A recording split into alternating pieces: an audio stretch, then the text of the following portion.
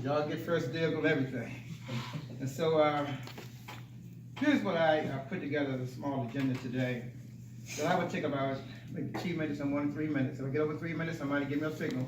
And then after that, the question on the table will be, what does tourism mean to everybody in the room today? Okay. And then perhaps each person can take 1 to 2 minutes to answer that question, so Al can understand from your viewpoint, particularly our guests. And then maybe we have an open discussion after Al. If you want to give remarks before or after that point, then we have an open discussion. That works for me. Okay, good. And so, Team Tourism, Team Be More. First, I'd like to just say to Mr. Charles, right, and Ms. Deborah, I'm Louis Fields, and I'm one of the co-founders of a nonprofit organization, which is the Baltimore African American Tourism Council of Maryland. We are a 501c nonprofit education tourism advocacy group.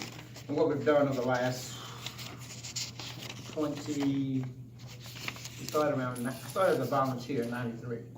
I volunteered with the Elks and the Deltas at the information desk, just asking questions about what you do in Baltimore. After that, I had to start a tourism company, and then in '96, I formed the African American Tourism Council. So it's like our 23rd year.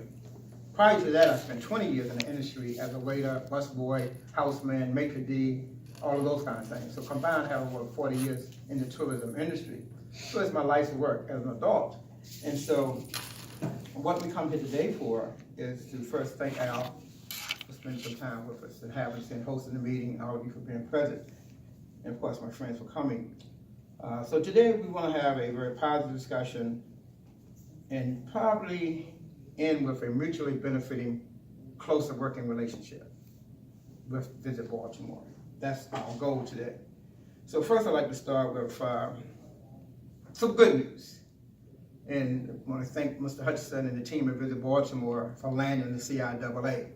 That's heavy lifting. We know it wasn't easy, but we're proud that we were able to accomplish that, and we applaud you, and we thank y'all for that, because that's going to mean a great deal of impact for our city. So we thank you, Mr. Hutchinson, and your staff. And secondly, I want to thank Al again for being a sponsor of the BDX Live Talk Show. Visit Baltimore has been our sponsor now since Al has been here. And that airs every Monday from 1 to 3, live on WLB Baltimore at 10 a.m. So we appreciate that. Okay. And thirdly, thank Mr. Al again, because he made the front cover of Black Media and Tourism, which is the nation's leading authority. And I have a whole box in my car, but that's not in the back seat. Oh, wow. But that's the nation's leading authority on the convention and tourism business, run by Saul and Gloria Herbert out of California. Al is on the front cover, bringing Baltimore more good news. And thirdly and lastly, I'd like to thank Allison for the work that she's been doing. And I've watched your career ever since you've come on board, doing what you do with Visit Baltimore in your dual role, the work that you do with the government relations part. But more importantly, I really respect and appreciate and admire the work you do leading the foundation and the efforts you put forth to engage young people, to make sure they understand that tourism and hospitality is a valuable, lucrative industry. And so I'm going to ask everybody to give her a round of applause for that work. Thank you. Yes, ma'am. And in so doing, on May 10th, you are one of our awardees for our 4th annual Charm City Tourism Awards, which may be May 10th at the Forum Caterers in the room. I think Ms. Tessa Hill has received the award before. Yes. Al was gracious enough to come and speak at it. The first year we gave an award to, one of the awards to Vaughn Whiting, and we're hopeful that he's recovering well, because that's our main man right there. Last year we were able to give the award in 2018, one of the persons, to Dion Joyner Weems. So this year's going to continue that tradition of presenting unsung hero awards to people in Baltimore, but always finding time and making sure that we look at this wonderful institution, Visit Baltimore. For the 3rd year running, we will now award another member of the staff here, and that's you on May 10th. So hopefully you can be present and join in with the other, let me start do that real quick, just to give y'all this quickly, and I'll pass these around. The other awardees are Dr. Dale Green from Morgan State University, Stephen Lee, who was recently with the Banneker Museum in Oella, now he's back in the private museum, Nicole Kirby, she has a PR firm, Councilman Leon Pinkett, and Senator Jill Carter. And those would be our awardees for this year. So I'll pass this around. Y'all can take a look at it. Bless you. Bless you. And so Bless you. that's the really good news. And now to talk about why I thought it would be great to talk and have a meeting today. Tourism, as everybody in the room should know, is a major economic engine for Baltimore, generating nearly $5.7 billion to our city's economy. Our concern here today is to ensure that all specific interests and communities, particularly communities of color, are included in this fabric, in this impact of tourism, from the distribution of taxpayer dollars to ensure that we are not only involved in the industry, but on the front end and not so much on the back end as it is currently.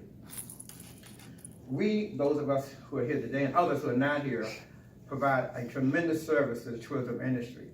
Many of you may not know, but we have people in Baltimore, particularly African Americans, who provide services that you may not even be aware of after your day is ended, is when our day starts often. I have a little saying that I say, you folks sell, we service. So after the hours of 5 p.m., when most of downtown Baltimore is gone, it's when we pick up the baton and we find a way to engage with the tourists and our visitors and to ensure that they have a safe, exciting, warm experience in Baltimore. That's the team effort that I see coming together. Whereas you guys bring them here, once they get here, then we step up and we do our part. And there's a lot of us doing things, but they're not always in these meetings. But we're here today. We represent a lot of those people. And so we want to make sure that we are also a part of what you guys are doing here at Visit Baltimore. We will make sure that this $5.7 billion in tourism revenue begins to impact our communities. We want to now move forward to the point where when I take a tour bus of people, as I have the American Bar Association next month, I want to make sure that when I have Brigham Young Law School, when they come and we start our tour at the downtown hotels, the level of tourism experience that they experience on Pratt Street is the same when I take them on Pennsylvania Avenue or Greenmount Avenue or North Avenue.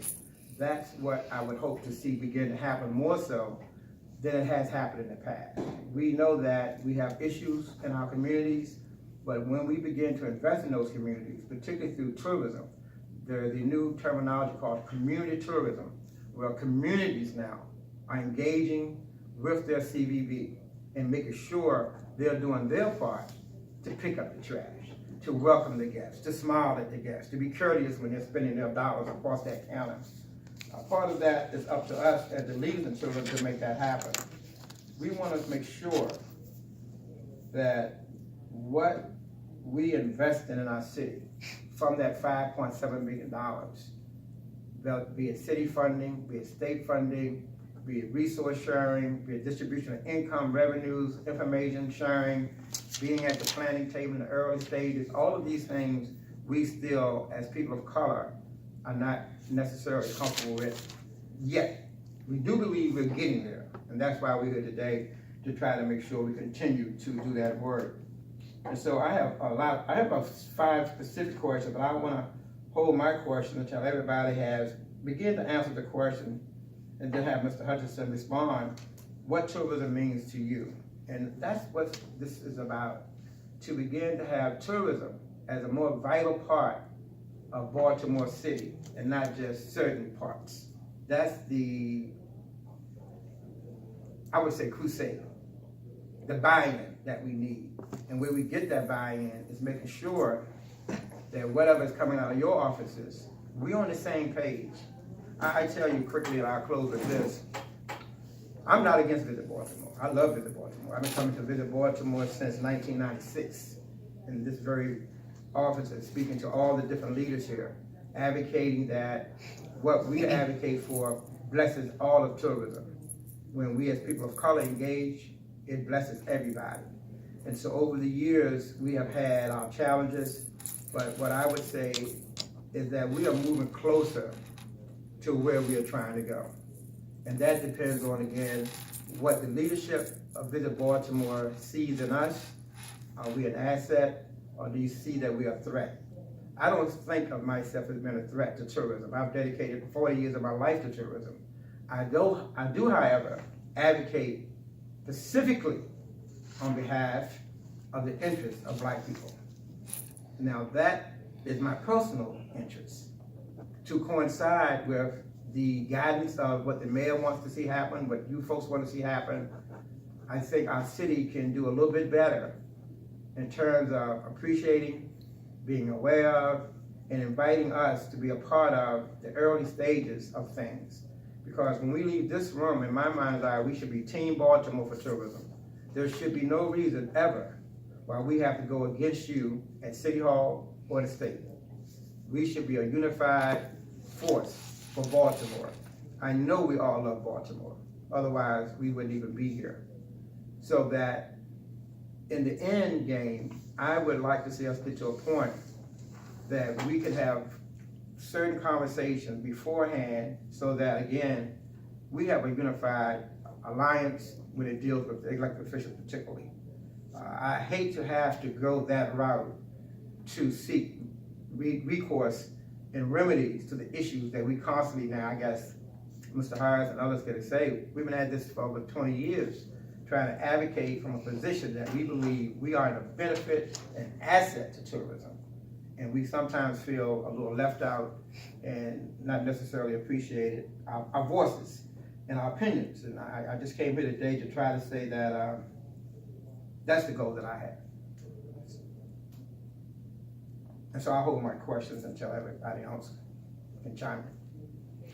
I just have a question. Yes. When you said that next month you'd be working with the American Bar Association, bar like in lawyers or bar like in drinking?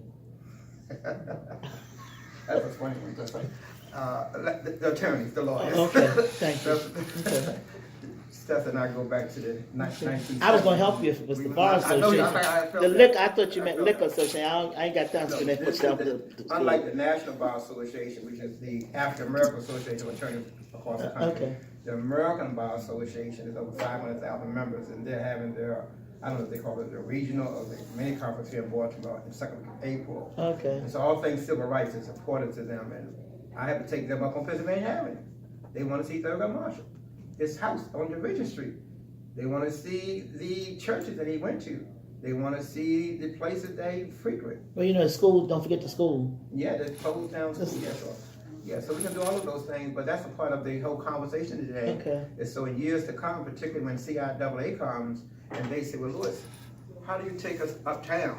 And what are we gonna see uptown? And then they're gonna measure what they see downtown against that. And the question I often get, two things. Are we in the same city? And who's picking up the trash? Those are two questions I get when I go uptown on tours. They're amazed at the history. But the downside is, well, are we in the same city, or did you go into the county line, or why isn't the trash being picked up? So those are the two bothersome questions that I've received over the years of doing the tours. Yeah, but that's the American Bar Association. Okay, thank you. So Ms. Blackwell, you want to start and tell them what you do and why tourism is important? I'm Marion Blackwell. Did you take mine? She didn't make notes on it. You would have passed that around. She just, I got another one. No, this is my personal copy that I Yeah, I have to see. make sure I can keep my notes on it. I'm the current manager of Pennsylvania Avenue Main Street, and what we're currently trying to do on Pennsylvania Avenue is change the perception and to develop some type of economic strategy for Pennsylvania Avenue. Within the last 2 years, we have come up with streetscape storefronts designs. We're working on bringing businesses to the avenue, identifying vacant buildings for site control, and just trying to make the image of Pennsylvania Avenue one that is positive. And as Louis spoke most often, and I often hear people that come to Baltimore to visit me, the first place they want to go to is the Freddie Gray, what they call Ground Zero. Now, working with the Art Social Club and a number of groups, Pennsylvania Avenue Main Street was a fiduciary sponsor of the Vote Our Main Street. I don't know if anyone's familiar with that, where back in October and November, we had a campaign out to vote for the Art Social Club so that we could run up to $100,000 in money to help restore the facade of the Art Social Club. Well, we did win $118,000 toward that project. And from what I can understand, the project is something like $50 or $75,000 short. One of the problems that we have on Pennsylvania Avenue is getting the financial investment so that we can have things done and improved on Pennsylvania Avenue. We're working collaboratively with the city and all of its agents. We meet once a month to be able to address issues as crime, grime, environmental issues, things that would make the avenue a lot more pleasant and visually to look at. We find that the perception of just people in Baltimore City does not help us in terms of people who are in the city do not come to Pennsylvania Avenue. We do have people who are outside of Baltimore who would like to see Pennsylvania Avenue, and we are always facing that challenge of always trying to put our best foot forward to present the avenue, which has a magnificent history. We feel that tourism, and we are working toward tourism on Pennsylvania Avenue, because we feel as though Pennsylvania Avenue is one of Baltimore's greatest jewels. There aren't too many cities on the East Coast who can brag about the type of history that we have in historic Marble Hill, Old West Baltimore, and Pennsylvania Avenue. So it is our challenge to try to make ourselves tourism ready. From what I can understand, the CIAA tournament is coming to the city within a couple of years. And on Pennsylvania Avenue, we are working aggressively to try to find businesses that have culturally based activities to move to the avenue so that we can have some resemblance of the culture that is indicative to Old West Baltimore, and Pennsylvania Avenue. So we're working diligently with that, bringing in businesses, and we do have businesses that are really interested in coming to the avenue to give us what we call a cultural flavor. The thing is, there are so many vacants, which we're trying to get possession of, and we're trying to stabilize various quadrants so that we can begin to start development. But tourism, we do understand, and I have understood for a number of years along with Lou, that tourism is an economic tool that can be used to empower the community. And tourism, goes without speaking, is a billion-dollar industry. We understand how more people who come to Baltimore want to see the Black Baltimore experience, and we would like for them to see it as well in a positive manner. So our underlying goal is economic development and tourism development along Pennsylvania Avenue and its surrounding communities. Pardon? Okay. Okay. We don't have about an hour, but Well, number one, I think tourism is wonderful for Baltimore. It always has been, and it's gotten better because of the harbor and Fells Point and Canton. Unfortunately, it's not Visit Baltimore's fault or on their plate based on my being involved for over 20, 30 years, being here for the uptown part. And Al and Allison can correct me and I've been working for the city since Schaefer, which started the harbor. I was just telling them, I've had a boat down there right on that picture looking before it was a harbor with any galleries or anything. I was downtown in my teens. I worked at the Emerson Hotel, which is gone. It's an old hotel that used to be. It was only the Emerson Hotel in the Lord Baltimore. It was equivalent to the Lord Baltimore. I worked there when I was in high school, and my mother hated that I was coming downtown too, because during that time, all the way up to Lord Baltimore was still part of the block. It was called all of it was 5 blocks of blocks with nightclubs and striptease and stuff. But one of my girlfriends said she got a job at a hotel, and I left school one day and went down there and got a job. And I worked there for 4 years in the summer. Best thing that ever happened to me because I made a lot of money in tips, and I went to college. But in saying that, I think, and you can correct me if I'm wrong, Kathy Pugh is the first mayor that I can remember that said take it to the communities. I think she's the first mayor that I remember. I don't remember any other mayor, and I worked very closely with Kurt Smoker's administration and somewhat close with O'Malley's, but not any other mayor has said that I think the tourism and the people downtown should try to take as much help, information, and sharing and be involved somewhat with the community. So that's a good thing. Didn't NPU the first one that did that? Did you know her? Well, she's the first one I've ever worked Okay, with, so I don't have that okay. history. Well, I would say that's true. I would say Kathy Pugh said that. I really think that this whole part of what we're looking for should be divided into two parts, because I know the difficulty of, and Amy's the one that has to go out of town across the whole United States to sell Baltimore and to sell the convention. And I had the pleasure of going with the whole staff here for my selling of the NWCP convention, and it happened to be in Las Vegas. And out of 5 cities, Baltimore won. And I was a great part of that because I did the closing comments and I knew what those little crazy board members wanted to hear. Because unfortunately, and this is no put down, for that particular convention, Shalonda went and she tried to sell the airframe. Well, that was a turnoff. NWCP could care less about the airframe because that's not what they're interested in. They were afraid that would deter people from being where they needed to be inside the convention center to listen to them. So I had to shut that down in my conversation when I did my closing argument, so to speak. And the next day we found out we won. The day that I found out that we won, I had tears in my eyes.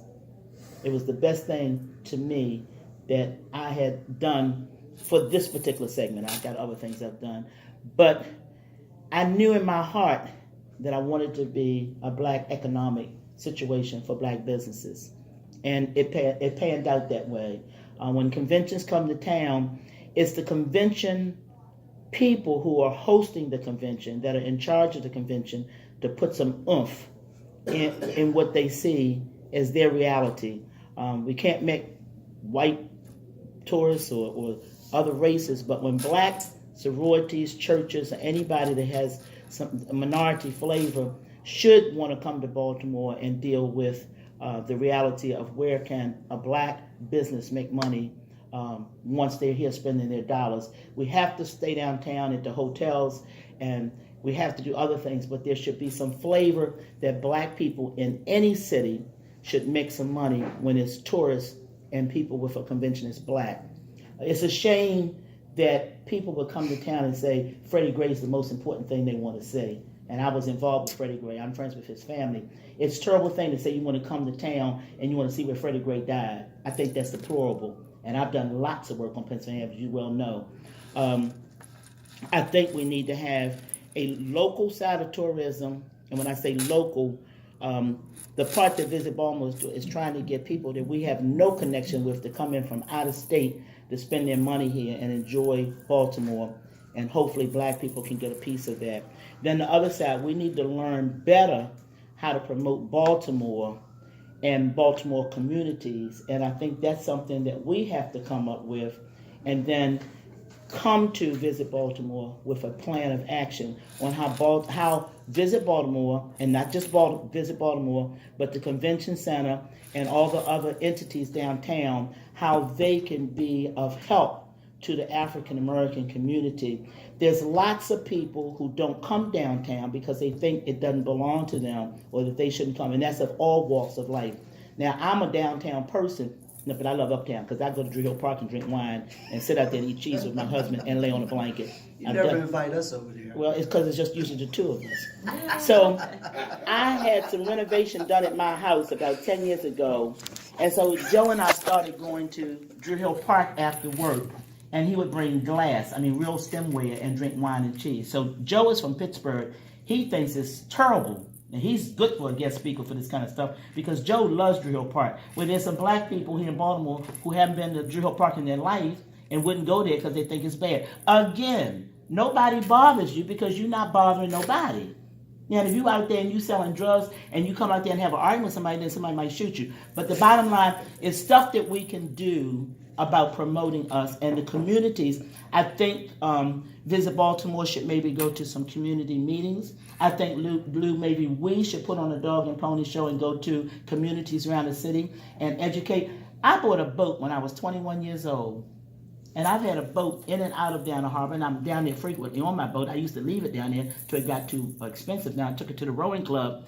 But the point, I have friends of mine that have been to college, and nice people, middle class people say to me, "What are you down here for? What do you mean you going to Ocean City? You can go anywhere you want to go." The problem is we're not doing enough for ourselves. And this is not the direction that Lou was going in, but listening to you, you know I did work on Pennsylvania Avenue. And I went to the people. See, nobody should be coming to Pennsylvania Avenue seeing some stuff that ain't there. You know, we got to deal with the people. And so the people, the community needs to be engaged. Now, where does that start? That's a hard question. I'm not even going to get into that now because that's another whole lesson plan. So we need to get more engaged with Plan A, out-of-state tourism. How do we get a piece of that? They come into Baltimore, the people we don't know. And how do we manage? I did this to Al already, so I'm just going to say it once and now let someone else talk. When I was working on the NAACP convention, there was nothing in place, nothing for a minority local person to make a dollar. It had to be me who was the point person and the charge person that I had to intimidate, threaten, and continue the process. Not with the Visit Baltimore, but I had to put myself in a position to make it happen that black folks made money. And I did it because I wouldn't want to be in Baltimore the week after the convention and somebody say, "Damn, it was 10,000 people here last week. Did anybody make any money from the African American community?" Well, nobody can say that with me because I made it my business. And the convention center is probably the worst. And that's city owned and a mayor runs it. And I think they need to go down there and come up with a better procurement plan and diversity plan because in Kansas City one year, the black community was invited in to have a hall of barbecue and barbecue sauce with African American, and even Pittsburgh, that I know very well because I go there often because my husband's family is there. Pittsburgh, when we got to Pittsburgh and NBCP was there, we went down the hall and we said, well, I'll be damned. There's some vendors in here and they're black selling food. So it can happen. Now, I've talked to the lady in Pittsburgh about how they did it. The mayor was in on it, who was white. City council was in on it, and they were white. So if white communities can do it and invite in those two cities, then there's no reason for a president, city council, Jack Young, to control out there. All the people who are in office cannot say that we can't find a loophole that African American vendors can't be in a hallway at an African American, and we're not imposing ourselves on any other people. I'm talking about when there's an African American and the people know that they wouldn't mind having some food that's African American instead of a $10 hamburger that the convention center selling. So we have to engage in those things and make sense that we got a black city, and somebody should be walking away in politics looking a little bit like they got a little bit of Marion Barry blood in them, because right now Baltimore is not delivering stuff to the people. Now I could go on and on and on, but I'll leave that. Thank you very much. Mr. Harris. My name is George Harris. I'm a CEO of Black Bank of America and founder of King George's Landing, which is a private yacht and waterfront country club in historic Fells Point along George Street. But we know it as the name Thames Street. Its original name is George Street. And even though we look at the water and we call it the harbor and we know it as Fells Point, that water actually has a name, and the land around it actually also has a name, and it's called Harris Creek. So if you look at the old markers around the waterfront, you'll see Harris Creek and Harris Pier. And that's actually where we're located. So some of these boats may be boats of mine around the harbor that you see in different locations, because we're in different locations throughout Baltimore County. My father, as a fourth-generation business owner, from supermarkets to bars, nightclubs, we sold a lot of liquor in Baltimore for over 30 years, right? Some of the longest standing nightclubs like Silver Shadows in Columbia, they had a 21-year run, a litany of businesses. And I ultimately, after I came of age, went into the real estate business for our family because we had several businesses. We did own the properties, but we hadn't gotten to the housing part. So I wound up doing that along with our other businesses, opening up a 1-hour processing lab in the hood that had never happened before. They typically would see that downtown in a mall somewhere. But my father taught me 3 real important things. And it's important to the tourism, the idea about Baltimore that a lot of people don't know. We had our own Black Wall Street. We had an actual Rosewood. We owned all the corners from the 1500 to the 1800 block of Abbotston. They call it Zone 18, Harford Road, Alameda, Clifton Park, all of that community there. If you wanted something, you were coming to one of our businesses. So I originally know what that's like, growing something organically into what in 1976 was Baltimore's most successful Black-owned and operated businesses. To have mentors like Ray Haysbert, Mr. Bryson. These are some originators who started Black Bank in Baltimore. Oh, absolutely, she was there, and her husband was the first CEO of Harbor Bank. Right, so there's a lot of legacy that's tied to